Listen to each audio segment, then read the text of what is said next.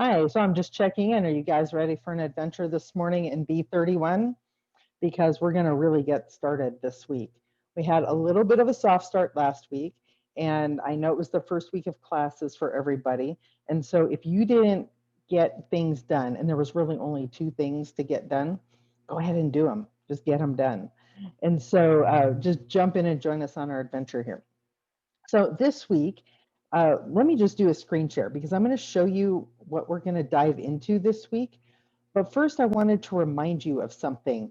And I thought it was so important that I actually edited the first page, the home page, to include it. So if you didn't get a chance to watch this video all the way to the end last week, I know it's a little bit long, but the really good stuff's in the second half. I probably should have flipped it around. The whole context for why we're doing this course is in the second half. But down here, I gave the Cliff Notes version because we're talking about cultivating communities, which implies that you need to know what cultivating is and what a community is. So I'm a kind of a word nerd. My background's in linguistics, and so I just love words. Anyhow, so to cultivate means to intentionally grow something. It involves preparing the soil. Okay, so that's your content. It involves setting up the conditions, the optimal growing conditions, like light and heat and all the water, all the things it needs. That's your learning environment. And it involves tending to the seeds, and that's your students. Okay, I took the metaphor a little far, but you know what I mean, okay? And so that's the cultivate part. Now, this second part, community, last week, well, in that video, the overview video, I showed a couple of different definitions, and I think we kind of landed on this one. Community is a feeling of fellowship with others as a result of sharing common attitudes, interests, and goals. So it's that feeling of fellowship. That's what we're chasing. How do we get that? Why do we care? Like, why is it a big deal? Anyhow, it's that sense of belonging, that connectedness that brings people together. And I'm pretty excited about this week's content because let me scroll down here. This week's content is current research, and that was actually the focus of my graduate work, was how to cultivate community in online classes. And I discovered something interesting, and it ties in a little bit to this picture behind us. I think so often we feel like we're doing all this stuff and we're just sort of barreling down the river. Like we don't exactly know what works and we don't exactly know how things go, but we're just trying stuff out, right? And sometimes we find ourselves at the edge of a waterfall. And what occurred to me was, this has occurred to me a lot in the past, is that especially at the community college level, we're often content experts, but we've never had a class in teaching in how to actually teach. And so a lot of us do our best and kind of muddle through, and we teach things the way we were taught. It worked. We're here. It worked for us. And so there's a lot of value in learning about the research behind something, learning about the theory behind the practice, because it does a couple of things. It empowers you because you can say, well, I'm going to try this thing out because there's a lot of good research behind it, which there is. There's a huge body of research behind educational theory. Uh, it also benefits your students because you're developing content in such a way that makes sense based on how they learn, how people learn in general. And it benefits you because it's way more interesting and a lot more fun to actually build content that's just engaging. And I have to be a little bit careful because I'm the Sesame Street generation. And I know, like, I grew up with Sesame Street. And I know a lot of teachers hated Sesame Street because you have to, like, everything's in sound bites, right? So there's this whole generation of students that wants everything in entertaining sound bites. I don't think we have to do that. I don't think that's what it is. We're not entertaining, although I do often say that teaching is um, a oh, I just lost the word. You're in front of the classroom. It's kind of like you're acting. It's a performing art. That's the word I was looking for.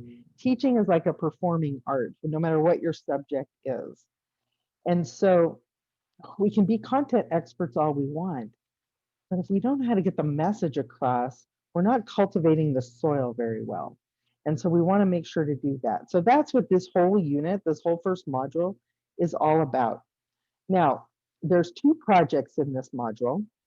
Let me jump to the first project, then I'll jump to the last project, and then I'll sort of work my way through the middle a little bit, but I'm not going to hit it too much. It's fairly self-explanatory at that part.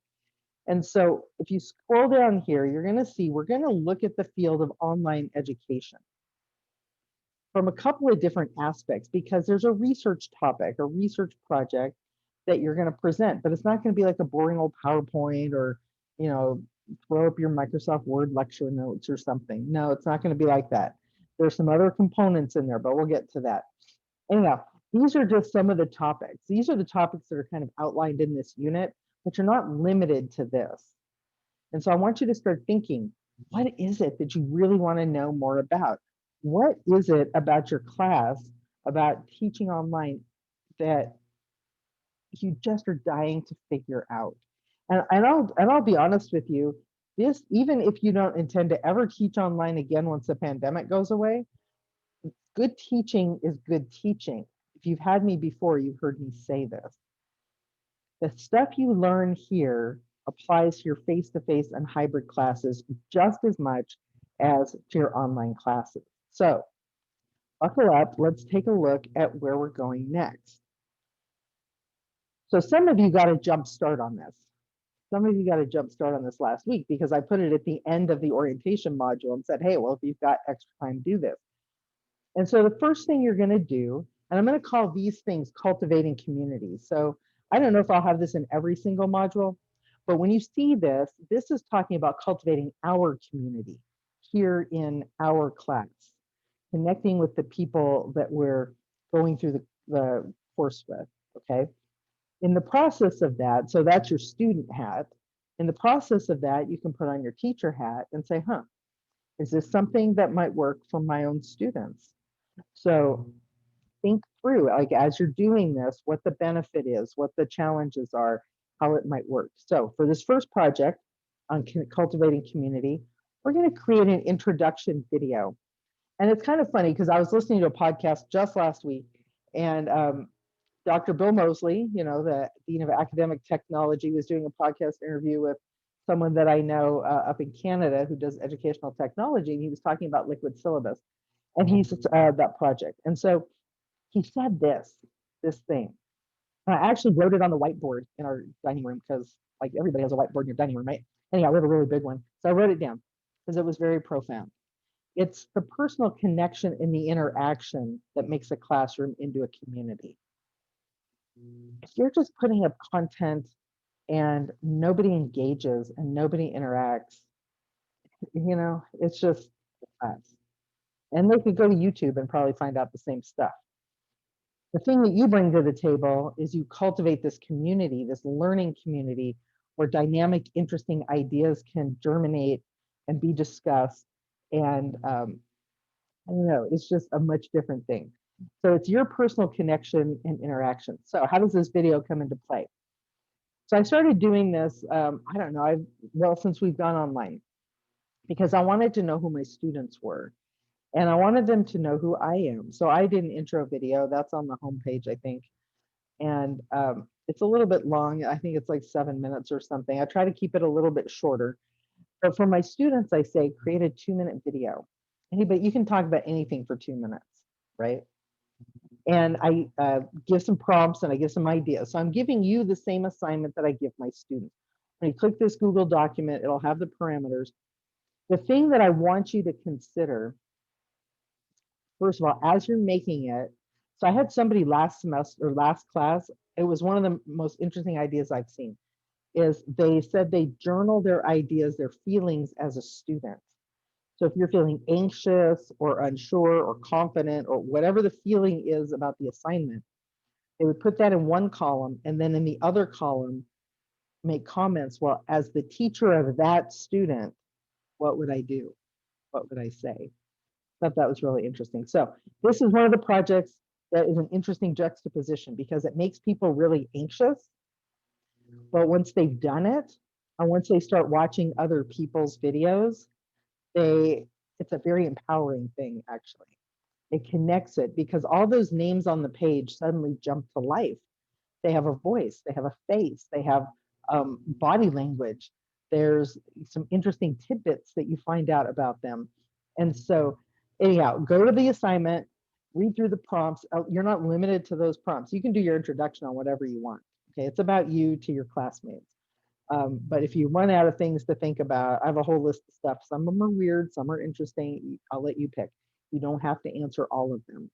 I had a student one time that answered all of them. It was a really long video. Anyhow, just to be clear, don't answer all of them. Every once in a while, you'll see something like this, and that means I try to give you the why behind the what. Like, why are we doing this? So this is a very connected assignment. Now, let me jump to the end. Here's the big picture. So if you read through the orientation module, you know that we have 3 big projects. And the first of those big projects is this research topic proposal. Well, it's this research presentation. But you have to start with a proposal. Okay, so after, what I would do is I'd scan through all these other parts of the module. Like if you have no idea at all, just scan through it. You'll get lots of ideas. And make a proposal. So by Thursday at midnight, okay, so this is a not Sunday deadline. By Thursday at midnight, what I'd like you to do is post to this form. So if you come down here, there's a reply, and you just pop in your answer right there, okay? And you're going to pick a topic. There's a link to the actual project there if you want to review that. Whoops, I didn't actually want to review that. Anyhow, so there's a link to the actual project. But by Thursday, what you're going to do is, and this is not chiseled in stone, okay? So which overall research topic would you like to focus on? What's a rough draft of the research question your presentation will address? For example, if you want to choose to answer the following, what research-based strategies can educators use to build online learning communities that engage their students? Or how can discussions help build online learning communities? So kind of focus in what's the research question. So your research will answer this question. And then this is a really interesting way to phrase this. What feedback do you want from your peers? So you've got this question, you've read over the project, you kind of know what you have to do. What questions would you like help from your peers with? Do you need to narrow it down? You want to see if anybody's got any resources? Whatever your question is, that's what people are going to ask. So you do that by Thursday. By Sunday at midnight, please reply to at least 3 of your colleagues, okay? And pretty much, if you just put in a good effort on this, you'll get full credit. That's sort of my philosophy actually on most of this stuff. So don't get too stressed out or anxious. If you're putting in a good effort, my goal is that you pull something out of this that's actually useful. If you can demonstrate you've done that, you know, you're good. So Thursday, you're going to post your topic proposal, and by Sunday, you're going to reply to at least 3 other people. So let me back up here. Now, I'm going to just flip through these different segments because as you can see, there's lots of different, actually, you know what the best way to show you probably is to go to modules, then you can see how they're connected. So there's the Cultivating Community video, existing online educational research, that's the homepage, and then these possible research topics. And it's broken down, like I said, this isn't like comprehensive. These are just some good ones. Success rates of online learners, online learning theories, accessibility and equity, EdTech product reviews, laws and policies, online student engagement. That's the one everybody wants to know the most about. But I can tell you, if you focus in on some of these other things, it will bring about online student engagement. And then an interesting one, gamification of learning. So let's flip through a couple of these just so I can show you. They're all mostly set up the same way. So these are all resource pages, okay? So there's something called a Wakelet. And a Wakelet lets you contribute. Let me open it and see if it'll pop open. A Wakelet will let you contribute resources. Some resources have been gathered together here. Add your name.